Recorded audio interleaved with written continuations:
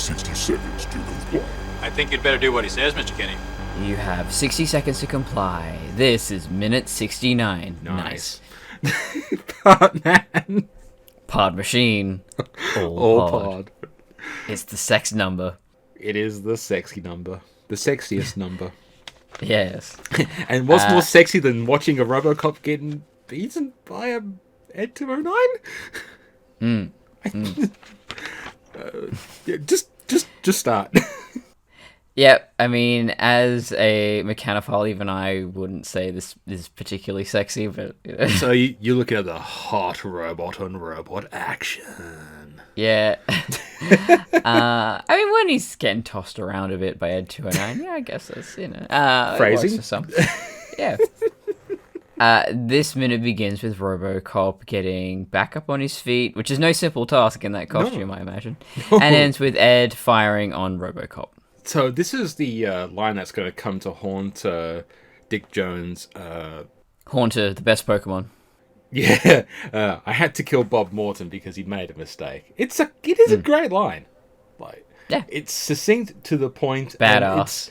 It's that smug gittiness that I pointed out the last thing. It's just like, this little pissant robot is no match for my big boy robot, my huge chunkus of a robot.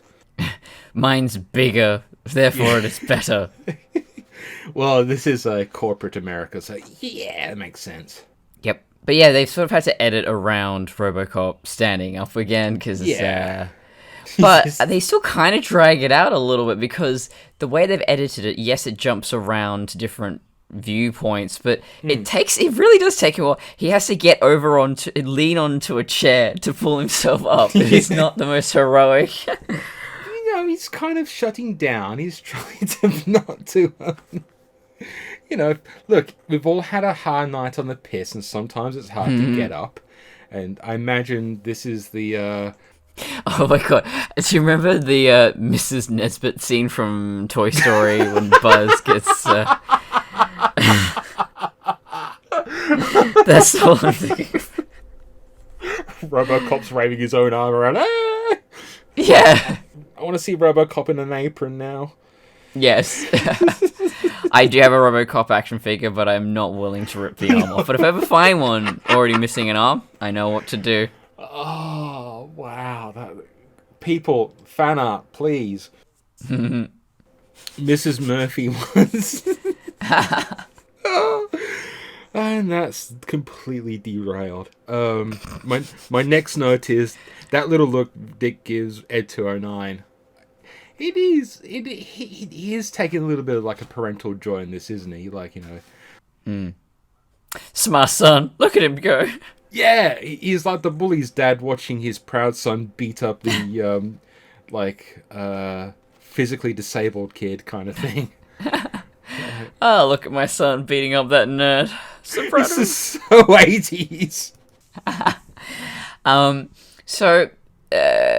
think I asked you this just in Messenger ages ago. We haven't actually talked about it on the podcast, but the old man didn't seem super keen on the Robocop project, and now Morton's dead. You would think that, oh well, there's no one heading this project. Just shut it down. But I don't know. Is it just they're in too far? I don't know. I think it's at this point publicly. Like if OCP turned around and said, "We're shutting down the." Okay, at this point, Dick could turn this into a PR win. Like Robocop went, Mantle, look at this footage, of him beating up the Ed 209, threatening me with a gun and all that, and he's trying to kill me. Oh, but Ed came to the rescue. We should use the Ed 209. Clearly a superior. Yeah, I can see that. If they just tried to sweep it under the rug, it would be a PR. And that's the thing with Robocop. He was a PR winner.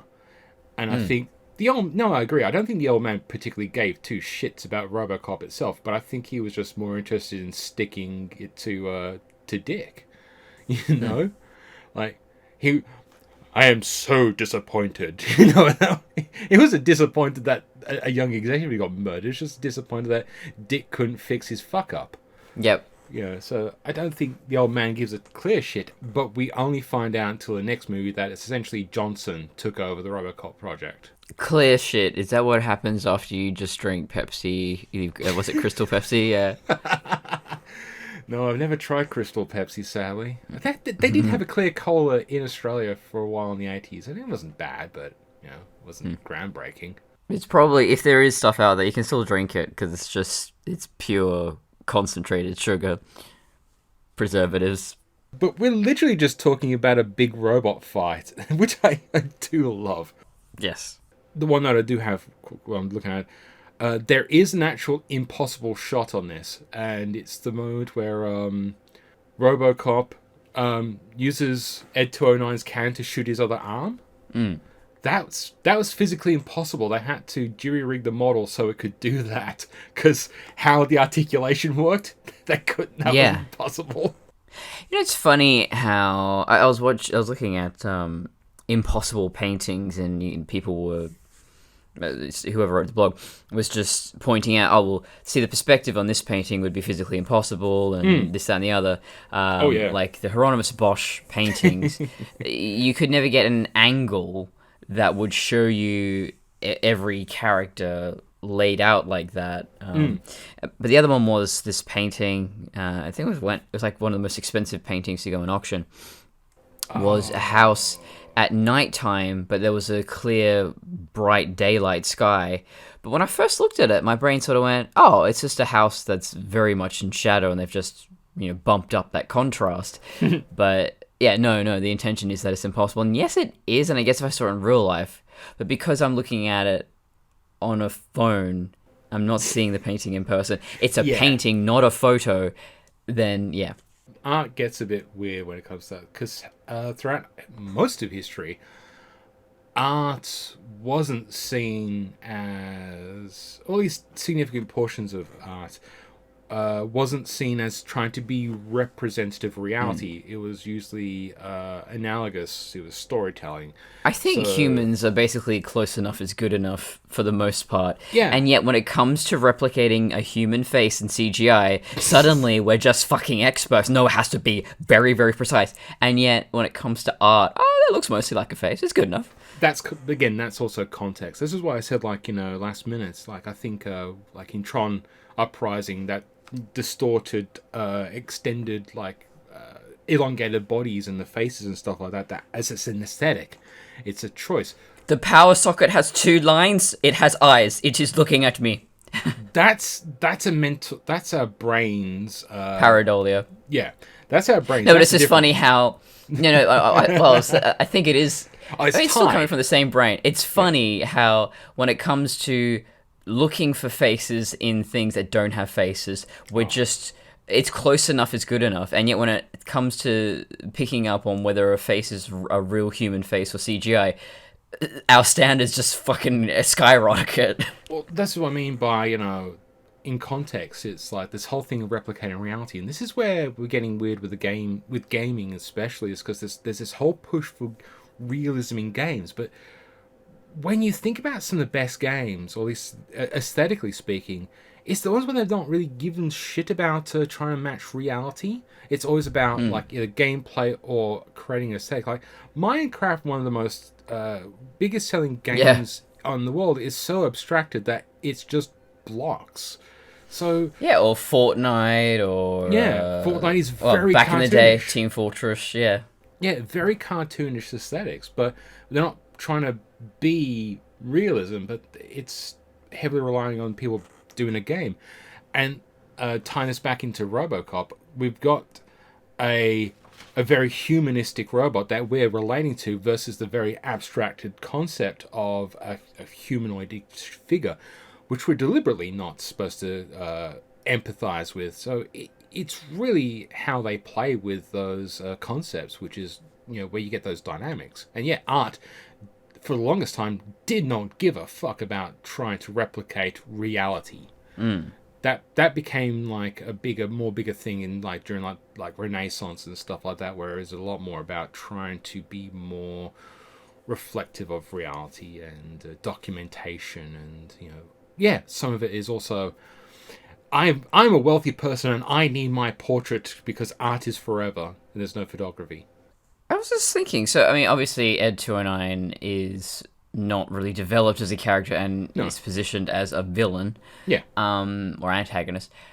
But, yeah, I wondered if we had two characters that looked like Ed and Robocop, are we always going to be more inclined to relate to the more humanoid-looking one? Well, that would be an interesting concept for a story, but especially for a visual medium like the movie.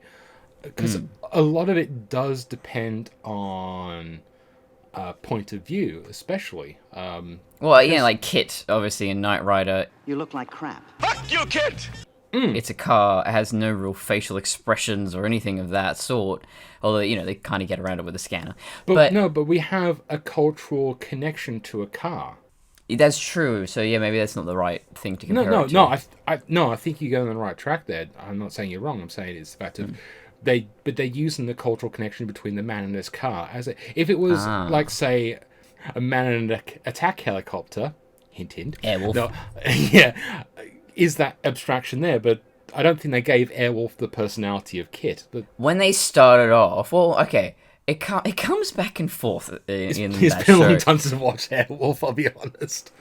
It's I love it, but the quality fluctuates wildly. But yeah, in season 1, they were definitely trying to make Airwolf front and center, very much this. It doesn't talk or anything, but has this. Yeah.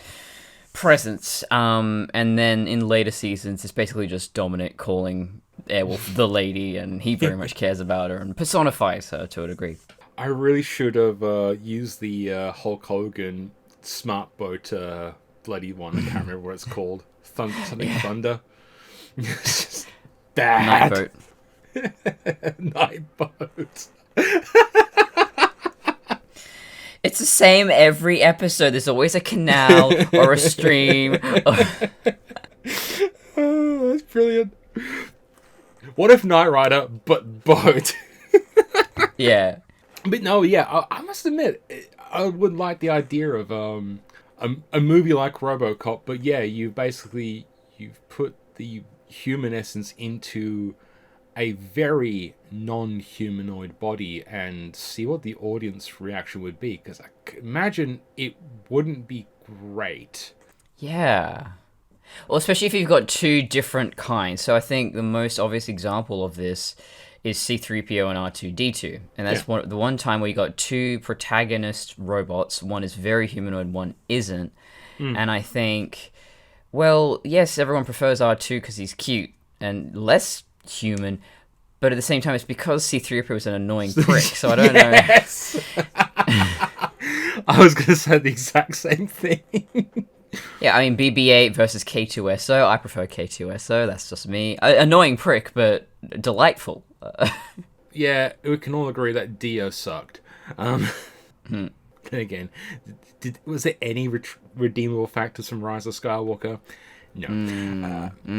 Anyway, no, it is funny but that's also becomes down to a, let's just put it this way. If I pitched the movie where Robocop is basically the equivalent of a tank, and, the whole crux of the story is about, this relationship between, humanity and the outward appearance and blah, blah, blah, blah, you'd still know that fucking turn Robocop into a twink robot because that's what's going to appeal to the masses, and that's just the reality of it. That would be quite interesting, though. That they basically put Murphy's brain in a tank. I would like to see that. You kind of see that in Ghost in the Shell. One of my favorite episodes of Standalone Complex. This is relevant, I swear to God. Yeah. This guy has, terminal illness, very severely disabled, and his parents are not transhumanists. They don't believe in that at all, and so basically condemning their son to die. And it's a very confronting episode, and I love it so much because it does bring up really interesting discussions. And so he steals one of these... the name of those robots. Yeah. That one. Everyone knows. The ones from the Ghost in the Shell. Yeah, those big tank robot things. He steals one of them and uploads his consciousness into it. And yeah, well, I mean, it's animation, so you also have the advantage of it's so articulate, it's so expressive. So I don't think when he was within that body, he lost too much. But it also, yes, again, you're exploring body and how we react to everyone else around us, and we are very visual creatures, and we do connect with something that looks like us.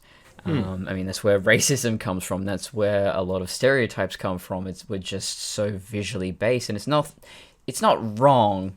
It's not right either. Because you heard it here first. Racing, it's not wrong. No, I totally agree. I was going to say the funny thing is we, as a species, or maybe as a society, we impose the restrictions. You know, you're not this skin tone of this color range, so therefore we're going to other you. It's very a humanistic bullshit thing. Yeah. Oh, also I'd like to add that in that episode of Standalone Complex, speaking of being very visual, it's in a really dramatic third act climax. It's very emotional. I was on the edge of my seat. Motoko shows up, and she's dressed as she always is, and, close up on her ass as she gets off her motorcycle, and it's just Thong City there. And it's just like, really?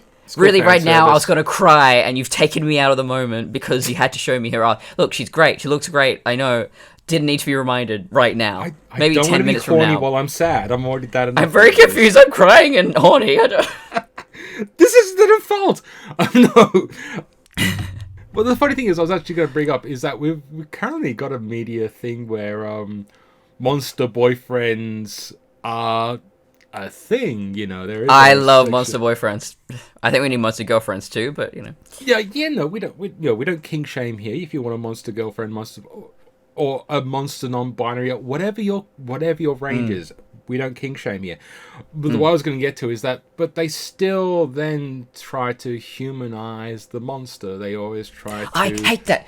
Yes, and that's why I'm writing a story called Smart Home, in which the robot cares for this human woman, and the whole time you're kind of going, was it actual love, or is it just giving her exactly what she wants? Well, the thing is, I was going to immediately go to is basically the shape of water. Yeah, it's like the best example. He is a fish man. She doesn't expect him to turn into a prince. No, he a fish man. And yet the fish man is still bonkable. So very sexy fish man. Like. The beast turns into a prince at the end, except maybe not necessarily physically, I'm so glad that little Guillermo del Toro was like little Courtney Coulson in that we both watched Beauty and the Beast, whatever version, and went, but what if he just didn't turn into a man? But the beast was hotter, Exactly. Everyone says that. Exactly. It's not a furry. If it's beast, it's not furry. Yeah, it's... I was actually going to argue is that because we spent an entire movie empathizing with the beast, that's why that ending doesn't work, or at least we kind of go, eh. That all ties back into what we've been saying is we are visually connecting this personality with this body, and so you put it in a more quote unquote perfect male human body. I can't connect. You haven't given me the option. And this is the minute where we go the extra layer into that, because this is the minute where we finally get to see the eye under the visor. And that is a very crucial moment in this particular scene. You know what? Okay, so Beauty and the Beast and Robocop, just had a thought here. So we spend a good chunk of time with Murphy before he becomes Robocop. Yeah. So I am connecting with his face, his appearance. I care about Alex Murphy as the man he is. You don't get that in Beauty and the Beast. Even when they remade it in live action, you don't spend any time with the man before the Beast. No. So that's why we want Murphy back. We're rooting for him. We care. Time back to the remake is that the time we spent with Murphy pre-blowed up, you don't give a shit about him. He's hardly the main character of the movie before gets turned into the Robot Man. And when he gets turned into the Robot Man, we still don't give a shit about him. And so this is again one of the inherent problems with that movie is that this main character we barely get time to like before he gets transformed. And I mean, it didn't seem very likable to begin with. And throughout this entire like hours worth of movie, like when we spend some time with this character, we don't give a shit about him, and then so it doesn't become a tragedy when he gets his humanity stripped away from him, because he gets it back 5 minutes later. And so, but at this point, like, yeah, this is the first time. I mean, we know it's Murphy under there, but because this helmet has been permanently attached to his head, it's obstructing us from his humanity. And the eye is such a cultural significant part of the face. The phrasing, eyes, you know, beauty is in the eye of the beholder, and all this other stuff. We connect with eyes, unless you know our Joe version, until you're looking anywhere but. So to have the visor split open, this is where we're starting to. It's the crack in the armor to a certain degree. Quite literally, we're starting to see the humanity starting to come through. So it is very significant, and they even point this out in the commentary. Ed talks about Paul wanting to show Robocop's humanity before the unmasking, and that's why they did the eye split. So, Yeah. And it apparently was hard as hell to get that lit, because of course, you know, it's through a visor and stuff like that, and you've got to have a light pointing at the eye. So they actually credit Yost Volcano for the lighting setup. So yeah, it's this is where you can see an artist's deliberate craft on display, and it's just not an afterthought of, oh, wouldn't this be cool? This is art. So yeah, I'll get off my soapbox, but yeah, it is one of my favorite moments in this movie. Is just that. Because we've been speaking in previous minutes about how the colors all sort of just blend together in the remake. It's just bland. But you know, here, well, okay. It's a lot of specifically the news segment, you know, where everything was just black and dark. But the entire movie is just beiges as well. Is it? Yeah. Pick some dynamic range, guys. We can have some darks. We can have some lights. We don't have to just do all of one or all of the other. But in this particular scene, especially, I feel that not in the remake, in the original. This grey on grey on grey. Robocop's grey. I don't know why I said it like Robocop is grey. And Ed 209 is grey. The background is grey. Dick Jones is wearing all grey. He's got grey hair. And yeah, it never feels flat. There's a good sense of depth. It's dynamic. And I don't know how they accomplish that when it's all the same colour. Robocop does have these hints and stuff like that. So yeah, and he also has a color range. He's not just black and matte and grey. It's like black. But yeah, it's funny how like, yeah, there is. But I think the sterility actually is saying something about this thing. It's like, it's not, even this fight is not like hyper violent and hyper tensioned. It's not it's not trying to be like, you know, pump your veins with adrenaline action scene. It's literally a beatdown. So having a bit of a cool palette, I think, cinematography wise, adds to that. We get the vibrant colors later on in the big action scene, you know, the one where, you know, we want the hero to be triumphant, whereas this feels like it's a bit down, but it's also great for this corporate America that just strips out all the color from the world. There is a sense of claustrophobia as well. Yes. I think it all helps to feel very closed in, and you got this huge looming robot, even though it doesn't feel very big. Yeah, no, I think there's a lot of clever things happening with the cinematography here, which obviously the remake doesn't have. I'm also enjoying looking real close at going frame by frame of how the fight was done, and the only time Robocop really interacts with Ed is when he is also stop motion. You look really quickly, and, it's a little action figure Robocop. And can we take a moment to appreciate just how much strength it would have taken Robocop to push Ed's arm out of the way? That's got to be a lot.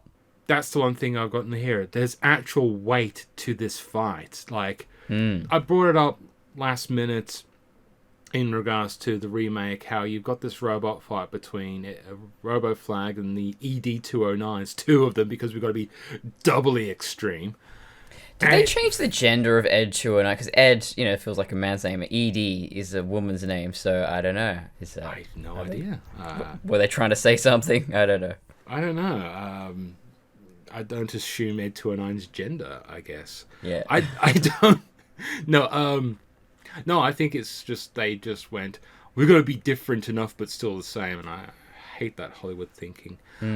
No, but like, you look at that fight with Robocop and the two ED-209s, and it feels like there's no weight to it. You know, just Robocop's just flipping around, doing flips and shit. Yeah. Like the fucking Legolas in the third Hobbit movie, which feels weird to even say there were 3 Hobbit movies. I've only seen the first one. I think that's enough. Yeah, no. But like this one, yeah, like you feel that Murphy is pushing with all his strength, which we know is somewhat considerable considering he can bend gun barrels and punch people through the air. But he's going up against this giant robot and he's struggling to move it. Adds so much, forgive the pun, weight to the scene. You know, it's not just a simple matter of like, oh, he can dodge a bullet, because he does, but it even looks like it takes effort. So it adds to this idea that for the first time in this movie, he is the underdog, the true underdog, and he's getting the shit taken out of him. Yeah. Like, it's brilliant. I can't stop praising this movie, but yeah, it's just those little differences. And that wasn't, I wouldn't say a big thing back in the day, but I think that's the thing animators knew what to do when it came to stop motion. They knew they had to add that stuff. And even 2D animators and all that, which is weird because in 3D it feels like they completely do the opposite now. Like, they don't give a shit about how the physics works. It's just plug it into a computer and let the computer figure it out. Yeah, I don't know how that happens. So your animation studio should understand all these things about weight and physics and all that. I mean, I don't know if it would be the director. I don't know if the studio would be that micromanaging that they would get involved. But whoever's responsible, yeah, that animation is not good. Well, the thing is, like with 3D animation, say, I'm going to use a very specific example. I'm not sure if I brought it up before, but in episode 2, CGI Yoda, there's a fight scene between CGI Yoda and real-life Christopher Lee. They've got the 3D puppet that's all rigged out, so they're rigging the fight sequence, you know, to match the choreography and all that.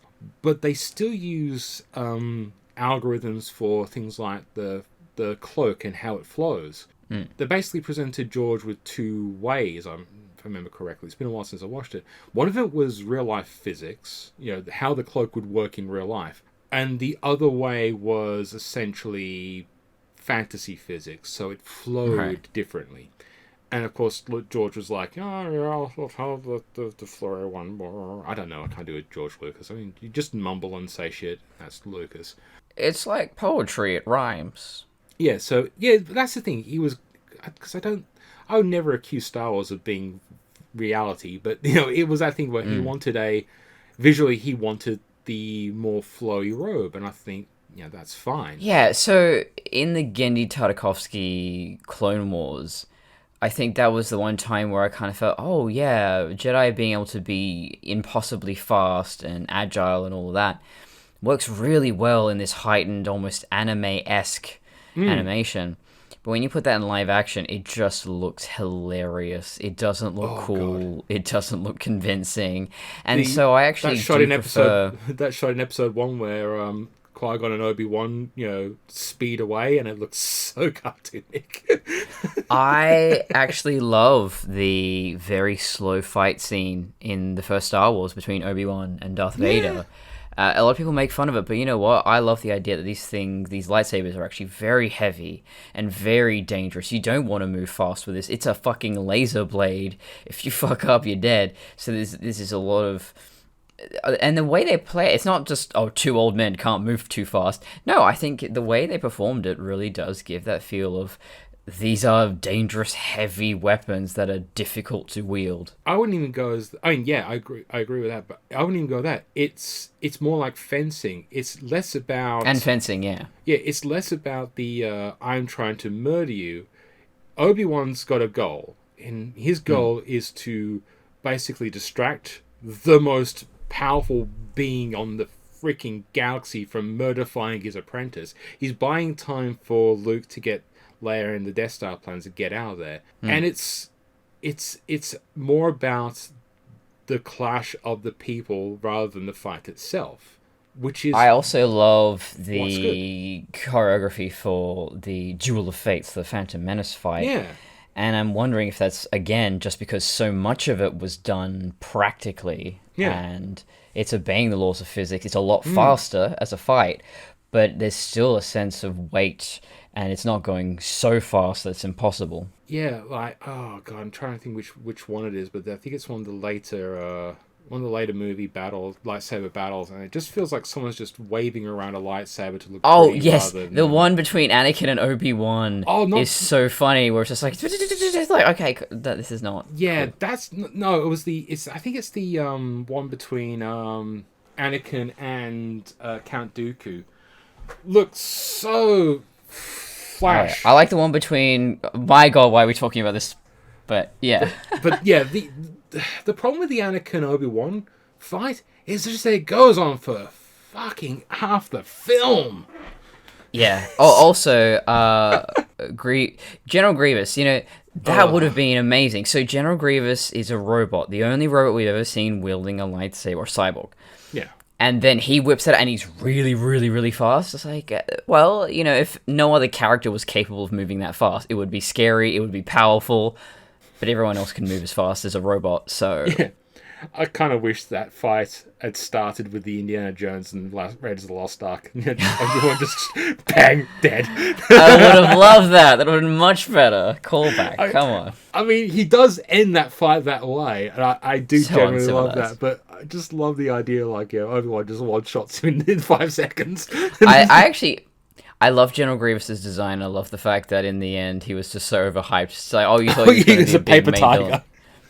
Yeah, he was Boba Fett. He is the Boba Fett of Yes! the prequels. Yeah. Yeah. And I'm... Because even that fight with Grievous, Anakin and Obi-Wan is like... At the beginning of that film, it's like... that first half of the movie is like... I don't know. Not great. But then again, yeah. Anyway, I am disappointed that there was no tie-in merchandise for Robocop, which was an Ed 209 microphone, because I would be podcasting on that. I wouldn't even care if it was, 1980s technology sounds like absolute shit. I'm making a Robocop podcast. I need that particular microphone. The Ed 209 by Yeti. I wonder if I've got the microphone. I've got my new mic, so I could just take the old mic and then turn it into an Ed 209. I don't know if they made action figures of that. Maybe a fine one, the right scale. No, I know they did some larger scale model kits, but I don't think they made them big enough to have the head look like a microphone. But I guess you could probably modify. I mean, microphones comes in all kind of sizes. Shapes and sizes. Yes. Yeah. There's a will, there's a way. It's just a diaphragm. I just don't have the time. Yeah. Yep. It probably sound like crap, but who cares? Yeah. Unless I make the entire thing out of foam, then it's just insulation. Well, yeah. No, I'm more thinking about acoustics of the shape of the microphone. Either way. Yeah. So I was thinking about the argument between both Robocop films and the remake. The argument is, people don't trust machines, but I don't think the argument in the original Robocop was that humans don't trust machines. No. It seems more that machines are not sophisticated as human beings, and that's what we're seeing in contrast here in this particular minute is, Ed 209 is a machine that makes mistakes, that can't think for itself, it has no consciousness, whereas the combination of machine and man is superior, at least in that respect, but they're never framing it as, but the general public, they would never accept, because no one gives a shit. At OCP, no one gives a shit about what the people want and what they're comfortable with. Well, in the original movie, when the kids are confronted with the robot man, they're not screaming and running away. I mean, there's a bit of apprehension, but then as soon as they get approval from the little girl, like, everyone's just like, wow, it's a cool robot! Yeah. So that argument's not part of the original, because again, it more focuses on man versus machine and the role of the corporate versus, I mean, I don't think I've ever seen a really good example. Maybe I'm forgetting. But ever since I was a child, I was a very strange child, I love the idea of the logistics of fantasy elements in real life. And I always love thinking about, well, legally, politically, if we just suddenly got a one-of-a-kind cyborg, what are their rights? Are they a product? Are they a person? And all those sorts of things. Superheroes is another example. The boys sort of go into the legal aspects and political aspects, but for the most part, I've never seen a story truly dedicated to that concept. And in that sense, I think the Robocop remake could have been something incredibly fascinating. I think the problem with the Robocop remake, in that sense, is that it looks like they're going there, and then they never do. So, yes. And I think that's actually what happens with a lot of... I think Civil War... Captain America Civil War. I think that delves into it a little bit, but then it never truly does... Because at the end of the day, when you're dealing with superheroes or cyborgs or whatever, it's a part of a very specific genre, and it's not political thriller, and that's kind of disappointing. Well... This is the capitalistic critique of the MCU, is the fact of, because it's run, the MCU is essentially a corporate product by a person that's more interested in getting bums on seats than telling an actual so they'll provide the aesthetics of a political thriller in the sense of, say, Winter Soldier, but they're not going to delve into the political ramifications. Ultimately, Winter Soldier frustrates me because it ultimately has nothing to say. It's the American government has turned evil. Oh, just psych. It was those, fantasy Nazis from the other Captain America movie. Don't worry, America is still good and perfect. Well, that's the other frustration, is that it's not. They use S.H.I.E.L.D. as a stand-in. But it's fine because S.H.I.E.L.D.'s international. It's not America that's the problem. It's the fact that the Nazis, well, they're not, I can't believe it's not Nazis, were actually infiltrating. So S.H.I.E.L.D. never did anything wrong. It was all the nasty Nazis that did all the wrong things. Like the Margarine Nazis. Yes. So it's really...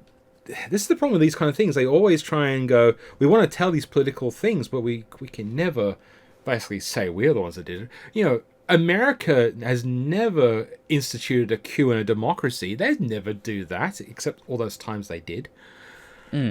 Yeah.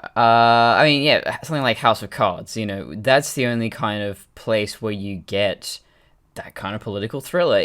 Political thriller, as a genre, does not seem to branch out and cross over with other genres, and I don't know why that is. Maybe because it's very technical, and a lot of people don't understand the technical aspects of it. Screenwriters, I should say. I think it's a part of that, but also I think it's a part of how far are you going to get trying to do an anti-American political thriller in America through Hollywood. Yeah. The politics of that itself make it hard. This is why you usually go abstract. I think Man of Steel... Zack Snyder's Superman in general is quite politically charged, and it is this Randian deconstruction of the symbol of Superman. But in the end, you're still making a superhero movie. You are making an action movie, so it's got to just end with punching and stuff. There's never going to be any real exploration, and yet Robocop gives us both. The one problem thing with that is I don't think Zack Snyder truly understands deconstructionism. No, I think it just sort of happened. I think he just framed Superman through his political lens without any kind of... Because he took one of the biggest deconstructionist texts on the planet, Watchmen, and played it straight. It's like, how can you do that? And... how can you read Alan Moore? I would have loved to see Zack Snyder's Robocop. It would have been played so straight, but it would have been, over the top, hyper violent. So he wouldn't have lost that. I think it would have been closer to Frank Miller's Robocop 2, maybe. Yes. We'll have to get a copy of that when we finally do another 60 Seconds to Comply. We should call the sequel Another 60 Seconds to Comply. Yeah. Well, that's the thing. If we do 2 and 3 together, we should just do another sequel. But if we do them separately, then the third one should be yet another 60 seconds. Yet another. I can't believe we're doing more 60 seconds. I'm not sure. I'm probably cutting all this, but I'm not entirely sure I want to do Robocop 3 separately. I'd rather double it back onto Robocop 2. No. 2 and 3 together all the way. Fuck that. But yeah, so the problem I think with Zack Snyder's Robocop is that I think this is also one of the critiques I have in many ways of this film, in the sense of it's not the entire system that's wrong. It's just this one guy at the top who just happens to have all the power and controls most of it. But there's another guy at the top who's not quite so bad. So I think that would be Zack Snyder's Robocop as well. Yeah, and I mean, I guess it is hard to really explore systemic issues. Yeah. Especially in a genre film. It's much easier to have the bad guy, the Darth Vader, the Dick Jones, somebody you can look at in the eye and be angry at. Whereas if it's just, well, this is the capitalist society and this is how it's always been and how it always will be, how do you personify that in a movie? In many ways, we have essentially eliminated nuance in media for the most part. That's usually the boundary or the purview of independent theatre and cinema and lower budget things, because sometimes that's the only way they can get made. And like getting critique and nuance into a Marvel movie, they can talk about themes like wonder and depression, or lost trauma, stuff like that. That's why I love Wanda. I think she's the most fully fleshed out three-dimensional person in that franchise. I'm looking forward to Multiverse of Madness, but I think probably the most scathing thing has already come up in the trailer, where it's Wanda basically cutting Strange for basically being able to do whatever the fuck he wants, and she does whatever the fuck she wants, and she's the villain. And I know for a fact that come the movie, all that nuance is gonna be absolutely erased, because Dr. Stephen Strange is right. Or he's probably going to go, yeah, I'm right, and I'm trying to fix it, because this is still a corporate fucking entity. And as much as I love Sam Raimi, the teeth will be gone. They'll be defanged. It's just the nature of the beast. The defanged beast. Defanged beast. Yeah. That could be the title of this episode. It could be. I still like Margarine Nazis, to be honest. Oh, no. Yeah, true. You can't beat that. I was going to say, we almost had a great segue to Roboflag, but I think we might as well get there, bite that bullet. Okay. This is minute 75 of Gaslighting Robocop. Alex, how do you feel? I feel fine, Dr. Norton. This minute begins with Robocop riding his motorcycle and ends with the beginnings of a funky beat. I'll be honest, I think we could probably go into 75 and 76, maybe even a bit of 77 together, because it's essentially all the same thing. This is Robocop POV. Again, how the hell has this guy not crashed his car, or he's crashed his bike? One of the most safest road vehicles on the planet, where he's got shit all over his screen. And this is the moment in the movie where I kind of definitely was like, you have lost me permanently. This whole... Interesting, because I feel like these are some of the more, well, these coherent minutes, and they wanted the movie to be this. Yeah, but it's a payoff for no build-up. That's... I guess I'm watching it removed from the outer context, because the outer context, there was none of the setup. None of this is earned. But watching this minute on its own, I feel like, I can see what movie you were trying to make. And yes, this could have been interesting. I did find myself kind of interested going, okay, so... so family's involved and they're being harassed. And, okay, maybe we could do that where Robocop's concerned for his family. He and also as a cop, he's programmed to want to care for people in a certain way and protect them. And so you got the media harassing and stalking this family. What if one of the reporters actually broke into the house and started rifling through the things and whatever. So then they've actually broken the law, and that would have been really interesting if we had this intersection, this overlap of, okay, well, it is his family, but his family's also been the victim of a crime. So then, yeah, I guess my imagination kind of filled in a lot of those blanks, and it's not there. it's not there. So what we do see in this minute is Robocop's looking at security footage. Don't know how he on that particular angle, just very convenient. Of his son trying to go to school, and there's just reporters waiting for him to come out of the car, and then he runs back into the car and won't get out. I'm just wondering, would the police wouldn't they be looking after this family because, well, I mean, apparently Murphy not. is a cop. Yeah, like, wouldn't they look after one of their own? Like, okay, this is the wife of Murphy who died, one of our co-workers. Like, surely we would do something about that. Yeah. And then the media frenzy. I mean, would that persist for days and weeks on end? How long has Murphy been Robocop? Well, this is where I go into this whole problem with this fact of, like, he's had his humanity stripped out, then 5 minutes later he's back. So it's like, again, the loss is not there. There's no emotional impact. And I would actually kill off the kid. That's what I think. That is where you would go. If the child dies, okay, so yeah, Robocop gets called in to a case, and it's a homicide. And it's his own son. Yeah. But he doesn't have his emotions at that point. I would really, yeah, that could be really compelling. Is our son has just died? No, he's just a victim. He's victim of a homicide. This is just my job.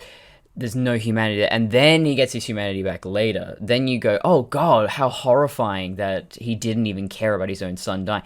Give us something that really that involves a family, that enforces the idea that he feels nothing. He is not. That Murphy's gone, because then when he comes back, then it feels earned. Duh. Well, let's. No, I did. You were saying about, like, how different ways to handle this, and let's go back to the original. Even though there's no, let's say you want to have the family involved, but let's go back to the original. Murphy dies. He's still. The form of the movie is still exactly the same with the remake. Murphy gets blowed up, blah blah blah. He gets rebuilt, and maybe he has the memories of his family. Let's just, as an hypothetical, what if the family weren't involved still? Like, they think Murphy's dead. Yes. So you strip that away. So Murphy is a lot more of an outsider. He can still have his memories and stuff, so you get a bit of a pathos of, like, he knows he can't go back to his family. And maybe in this, after that public reveal, somebody figured out, oh, that guy looks a lot like this Alex Murphy who died roughly about the time this project started, and started digging up. And then that gets leaked to the press. So then you've got this thing of, and maybe at that point, Robocop has, he has this freak out, he has his emotions stripped off. So when that first meetup between Clara and post-mind wipe Murphy becomes a bit more poignant. Yeah. And then it becomes a thing of, like, yeah, my child is being harassed because of you. And that's where it starts to, you could still do this short thing, but it's already, he's been numbed enough, he's been manipulated psychologically by Omnicorp for so long. And then it starts to come back because of this shit. Isn't it weird how... I will say that, I think we're coming up with better alternatives. But it's still keeping what's going on, but just changing it just so much that you could actually add some pathos to it. Yeah. Isn't it weird that OCP does exist in this world, but it's like... Omni Consumer Products is a subdivision of OCP. Omnicorp is subdivided to OCP for some weird reason. It makes no sense. It's dumb because this movie's dumb. Yes. But because I was going to say, because I want to go into the next minute, because there's not much in either of them. But the only thing I'll put down for the next minute is Roboflag enters into Arkham Asylum detective mode. But it's the next minute where stuff starts to unravel. But, yes, I can't actually watch that while we're recording. I didn't watch them in advance. Yeah, I watched the bracket of them just so I could think about it, because I guess we could just leave it there. I really want to. I'm looking forward to talking about this more so about this whole thing of like, oh, he's just undone it. It's like, So I think we'll leave that to next minute. Because damn it, I hate this film. Yeah, I know. I hate him more I've and got more. that. I was just mildly just like, yeah, this movie's crap. Now it's just like, oh, analyzing this movie is just Rage. Just, yeah. Oh, yeah. Yes, so where can we find you, Simon? You can find me raging against the machine on Helios photos and Fandom Crossing, mostly on Facebook. And I do have occasionally upload stuff to YouTube. I do technically still do Kung Pao into the minute, but it's been a while. It's been almost a year. But more importantly, where can the lovely viewers find you? Find me at traviandesigns.com and patreon.com/traviandesigns and Courtney Colson on YouTube. And you can find us on Simplecast, Spotify, probably not for much longer. Not that they pay us or anything. Google, Apple, all your podcasting pod services, YouTube. Like, share, subscribe, do all that bullshit. Feed the algorithm and feed Kitty to Patreon for Courtney because she's going through a rough time and she probably won't spruik it, but I will give her money. Check out her podcasts, all the 50,000 she does on a daily basis. I know I'm exaggerating, but that's what the money's for. I do a lot. And until next time. Pay Patreon for the Robocop. I don't know. Fund our Robocop. Fund our Robocop statue project. Yes.